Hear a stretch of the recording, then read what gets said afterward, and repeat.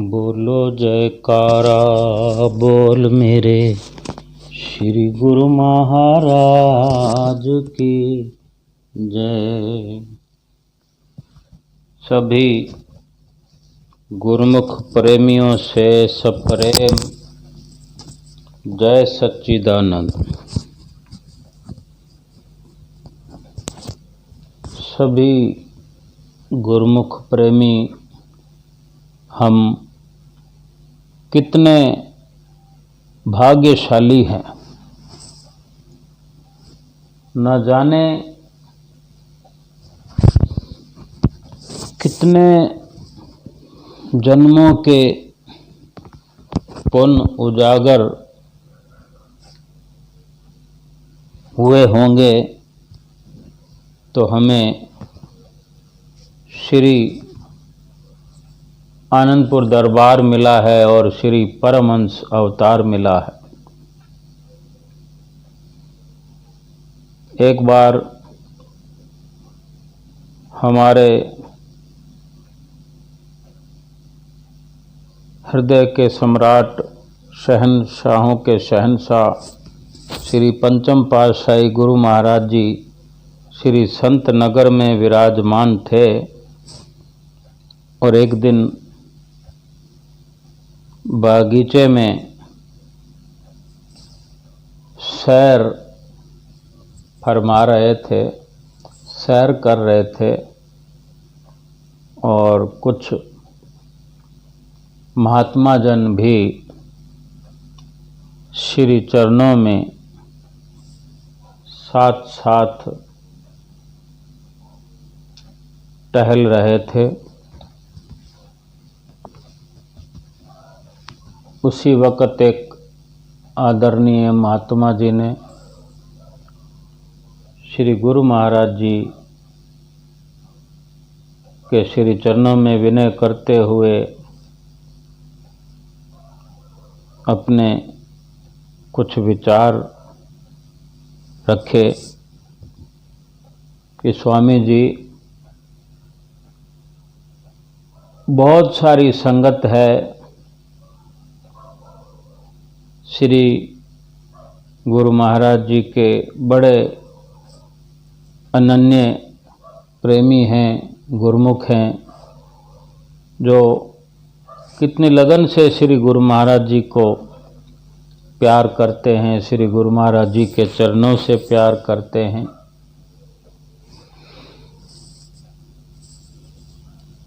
तो श्री गुरु महाराज जी ने वचन फरमाए कि क्या तुम्हें मालूम है कि अगर किसी स्कूल के बच्चे को, स्टूडेंट्स को, पढ़ाई करने वाले को किसी अच्छे से अच्छे स्कूल में अगर दाखिला लेना हो तो कितने मार्क्स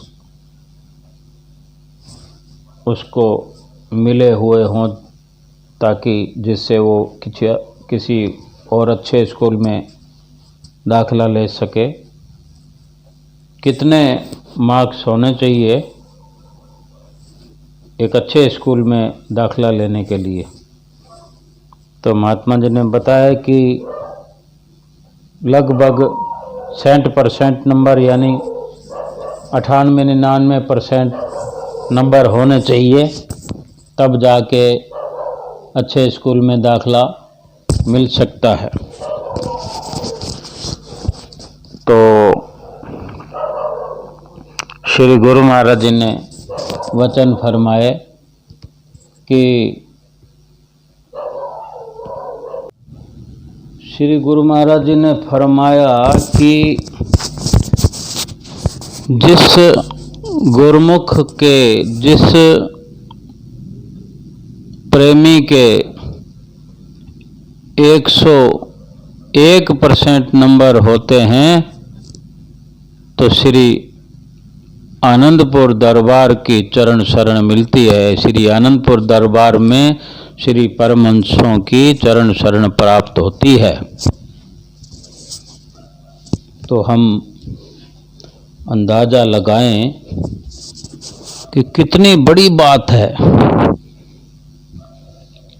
और हमें हर वक्त भाग्यशाली कहकर इन उच्च शब्दों से हमें नवाजा जाता है।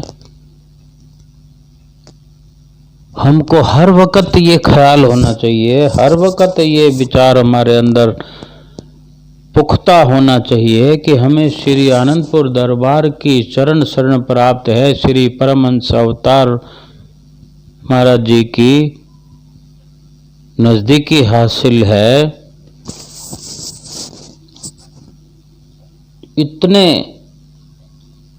भक्ति के अंदर हमारे मार्क्स यानी जन्म जन्मांतरों से कितने पुण्य एकत्र किए हुए हम झोली में डालकर लाए हैं, जिससे हमें ऐसी श्री आनंदपुर दरबार की चरण शरण प्राप्त हुई है और श्री सतगुरु देव महाराज जी से नाम की प्राप्ति हुई है, जो अपने आप में गनीमत ये मौका मिला है कि जितना चाहें लाभ उठा सकते हैं, जितना चाहे भक्ति एकत्र कर सकते हैं, जिसकी हमें अधिक से अधिक ज़रूरत है। और इसी भक्ति के निमित्त ही इस दुनिया में, इस संसार में मनुष्य रूप धारण करके आए हैं। गफलत में एक भी श्वास न जाए, एक भी श्वास बेकार में न जाने पाए, इस बात का हमें हर वक्त ध्यान अवश्य रखना चाहिए। एक परिवार अमेरिका में रहता है। ये पंचम पातशाही गुरु महाराज जी के समय की बात है। तो एक बार हमारे श्री सतगुरुदाता दीनदयाल जी महाराज जी, पंचम पातशाही गुरु महाराज जी जब अमेरिका पधारे तो वहाँ सभी गुरमुख प्रेमी श्री दर्शन करने के लिए आए। तो उन प्रेमियों में वो प्रेमी भी परिवार सहित आया दर्शन करने के लिए। जब मत्था टेकने की बारी आई तो वो प्रेमी भगत श्री गुरु महाराज जी के चरणों में विनय करता है कि स्वामी जी, हमारा परिवार सब पांचों नियम नित्य प्रति करते हैं, भजन अभ्यास भी करते हैं, लेकिन हमारे जहन में एक डर लगा रहता है, एक आशंका बनी रहती है कि इतना करने पर भी क्या हम भवसागर से पार हो पाएंगे, क्या हमारे इस जीवन का लक्ष्य हम प्राप्त कर सकेंगे। इस तरह की आशंका बनी रहती है। श्री गुरु महाराज जी ने प्रवचन फरमाए उस प्रेमी को कि अगर कोई भी गुरुमुख प्रेमी श्री दरबार के पांचों नियमों की नित्य नियम से पालना करता है, तीसरी पातशाही गुरु महाराज जी के आज्ञा पालन में 1 घंटा सुमरन भी करता है, तो उसे निश्चिंत हो के जीवन व्यतीत करना चाहिए, क्योंकि उन गुरुमुख प्रेमियों की जो बेड़ी में भव पार उतरने के लिए जिस बेड़ी पर वो सवार होंगे, उसी बेड़ी में श्री परमहंस दयाल महाराज जी खुद आप सवार होकर उस बेड़ी को उन गुरुमुखों को पार उतारेंगे। कितने उच्चे और सच्चे वचन पंचम पातशाही गुरु महाराज जी ने उन्हें फरमाए, जो हमारे लिए भी यकीनन एक आईने का काम करते हैं, एक मीनार का काम करते हैं, एक रोशनी का काम करते हैं, कि हम इन 5 नियमों की पालना करते हुए और कम से कम 1 घंटा भजन सुमरन नित्य प्रति करते हुए हम निश्चिंतता को धारण कर सकते हैं कि हमारी बेड़ी को पार लगाने के लिए स्वयं श्री परमहंस अवतार श्री सतगुरुदेव महाराज जी हर वक्त हमारा ध्यान रखे हुए हैं। कितने भाग्यशाली हैं हम। हमें नाज होना चाहिए, हमें फक्र होना चाहिए। किस तरह नाज होना चाहिए? आओ एक कविता के रूप में गाते हैं, आप भी गाइए। मैनू नाज है अपने नसीब उत्ते, पूरा सतगुरु मेहरबान मिलया। देवी देवता शीश झुकाण जिथे, श्री आनंदपुर तीर्थ स्थान मिलया। क्यों ना सजदे करां इस दर उत्ते, इस दर तो मैनू नाम दा दान मिलया। कोई मन्ने भावे ना मन्ने, दासन दास नु श्री परमहंस रूप भगवान मिलया। कि परमहंस रूप भगवान हमें मिल गए हैं, और क्या चाहिए। जिसने जीते जी रब को पा लिया, भगवान को प्राप्त कर लिया, इस मनुष्य जीवन के अंदर भगवान को पा लिया, अपने भगवान को प्राप्त कर लिया, प्रसन्न कर लिया, उसे संसार की हर शय प्राप्त हो गई। उसने इस संसार की, इस जीवन की बाजी को जीत लिया है। संसार में कैसी भी अवस्था हो, जिसके साथ भगवान हैं, जिसके साथ भगवान की यादें हैं, जिसके पास भक्ति है, उसके पास सब त्रिलोकी की संपदाएं अपने आप से हैं। वो त्रिलोकी की संपदाओं का मालिक है। दुर्योधन और अर्जुन का प्रसंग महाभारत का सबने सुना है, बार बार सुना है, कि जब दोनों का आपस में युद्ध होने वाला तो भगवान तो दोनों के सगे थे, भगवान तो वैसे ही सबके होते हैं, लेकिन वो रिश्तेदार थे, रिश्ते में दोनों के सगे थे। तो युद्ध के अंदर सहायता के लिए दुर्योधन भी और अर्जुन भी दोनों पहुंचे।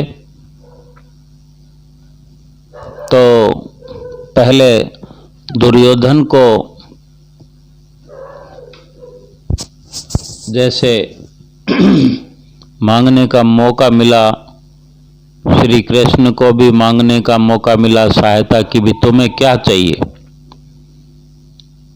तो हम सब जानते हैं कि श्री कृष्ण का अर्जुन जो है वो भक्त था, रिश्तेदार तो था ही, लेकिन अर्जुन भगवान की भक्ति का भगत था, भक्ति को प्यार करने वाला था, भक्ति के संस्कारों वाला था। उसने मांग की कि मुझे तो केवल आपका साथ चाहिए। और इसी मांग को देखते हुए दुर्योधन बहुत खुश हुआ कि अर्जुन बेवकूफ है जो केवल श्री कृष्ण को मांग रहा है। युद्ध तो हथियारों से लड़ा जाता है, और दुर्योधन ने सारे लाव लश्कर हथियार सब कुछ अपने कब्जे में कर लिया, वरदान ले लिया। तो क्या उन हथियारों के बल पर दुर्योधन युद्ध जीत पाया, या अर्जुन केवल भगवान को लेकर बिना हथियारों के क्या युद्ध हार गया? नहीं, भगवान को लेकर वो हर पल विजय की ओर बढ़ते हुए विजय हासिल की और पूरे संसार में डंका बजा दिया भक्ति का। और दुर्योधन भगवान का त्याग करके भगवान के सामने खड़ा हो गया लड़ाई करने के लिए। सब कुछ सर्वनाश हो गया, कुल का नाश हो गया, और जो भी लाव लश्कर थे सब के सब नष्ट भ्रष्ट हो गए। हमको कई प्रकार से शिक्षा मिलती है। हम कदम कदम पर चाहें तो सयाने बनकर जीवन व्यतीत कर सकते हैं। आज अगर हम गफलत में रह गए तो ये वक्त है अपने मन से लड़ाई करने का।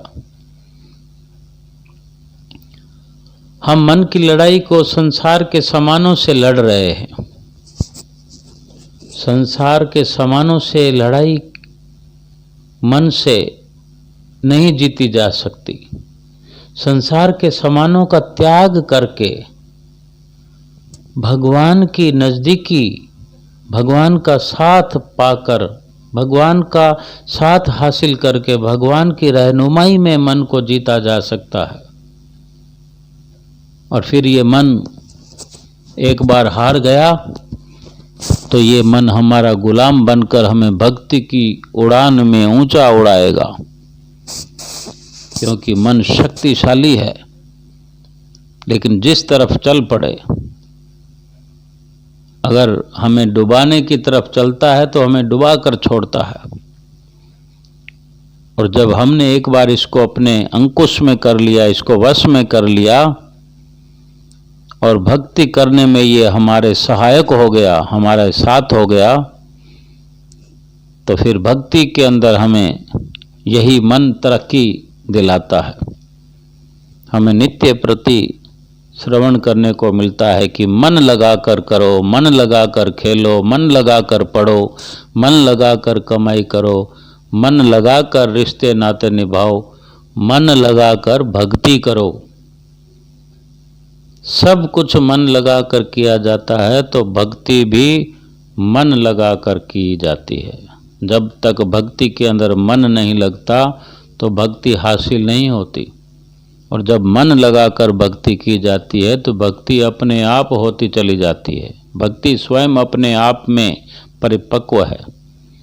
जीव का झुकाव होना ही काफ़ी है। अगर भक्ति के अंदर झुकाव हो जाता है जीव का, गुरुमुख का, प्रेमी का, तो भक्ति अपने आप होती चली जाती है। जब तक मन नहीं लगता, मन विरोध में होता है, मन प्रबल होता है, तब तक इंसान कितनी मेहनतें करता रहे, बिना मन के भक्ति में वो लग नहीं सकता, भक्ति प्राप्त नहीं कर सकता। इसलिए श्री गुरु महाराज जी के सानिध्य में, उनकी रहनुमाई में, उनकी आज्ञा में, उनके बताए हुए तरीके से मन को जीत कर, मन को भक्ति में लगाकर, भक्ति हासिल करके, श्री गुरु महाराज जी की प्रसन्नता प्राप्त करके ही हम इस जीवन की बाजी को जीत सकते हैं। बोलो जयकारा बोल मेरे श्री गुरु महाराज की जय।